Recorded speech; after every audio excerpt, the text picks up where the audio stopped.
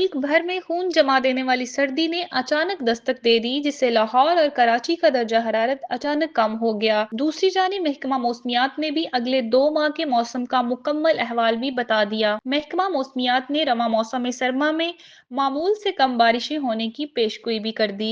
इस बार सूबा बलोचिस्तान में माह दिसंबर के दौरान बारिश का इम्कान नहीं है, जबकि जनवरी में मामूल से कम बारिशें होने का इम्कान है।